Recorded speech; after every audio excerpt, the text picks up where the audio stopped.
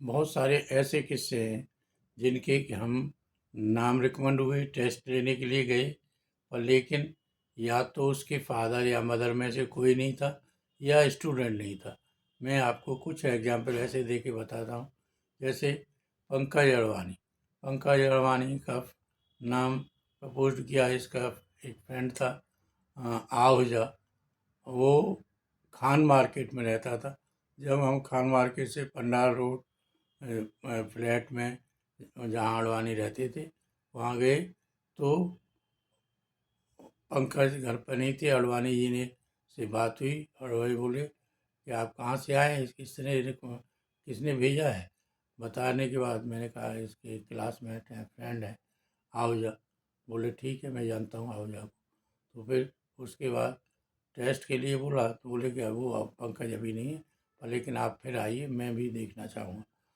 तो देन उस इस तरह से एक क्वेश्चन आंसर, जैसे वो कर्ण अंसल था। उस जैसे ही मैं उसके घर पहुंचा पंचशीला पार्क, तो उसकी मम्मी गाड़ी निकाल के बाहर जाने वाली थी। उन्होंने गेट पर ही पूछा आपको उससे मिलना है। मैंने कि करण की करण से मिलना है। कि कैसे? मेरी करण का टेस्ट के लिए उसका फ्रेंड ने नाम प्रपोज किया है। तो बोले कि ऐसा है कि मैं अभी उसी को गाड़ी से लेने जा रही हूँ पिकअप करने के लिए। आप नौकर को बुला कर उन्होंने बोला कि आप इनको चाय वाय के लिए दीजिए और मैं आती हूँ। मैंने कहा नहीं नहीं, मैं चलता हूँ, फिर आप बाद में मैं आ जाऊँगा, मेरे को यहीं कहीं और भी टेस्ट लेने होते हैं। तो बोले ठीक है। तो इस तरह से एक फैमिली से दूसरी फैमिली में बहुत सारे ऐसे केस हुए। ये यही था कि ऐसे भी होते थे। अगर दोबारा से चांस मिलेगा तो दोबारा से मिल जाता था, नहीं होते थे। इस तरह से ये बहुत सारे ऐसे केस थे।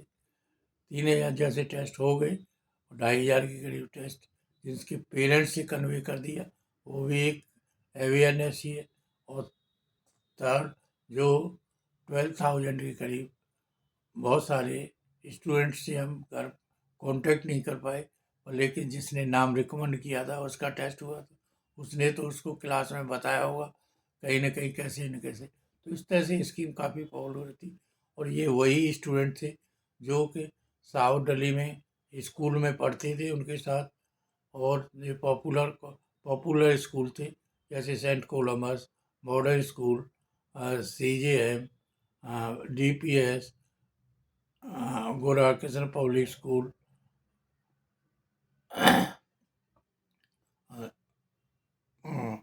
गोराकृष्ण पब्लिक स्कूल, और भी जितने भी ये स्कूल थे, वो Frank Anthony public school, blue bells, बहुत सारे जितने भी स्कूल्स के थे वो सभी स्कूल के थे। सरदार पटेल, अ, एक और ये बड़ा स्कूल था, धौला कुआं पर था ये।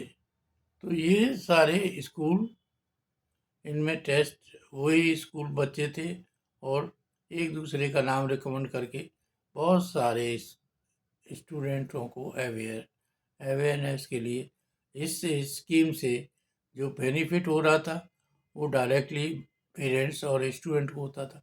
उसके द्वारा रिकमेंड किए हुए नाम और जो डिस्कशन होता था उससे उसकी समरी बना के 32 साल बाद यूको को भेजी, ओबामा प्रशासन को भेजी, और उसके बाद 14 में जब PM मोदी हुए तो उनके भी PMO में ईमेल भेजा। तो ये सब के ईमेल के रेस्पॉन्स भी हमारे पास हैं।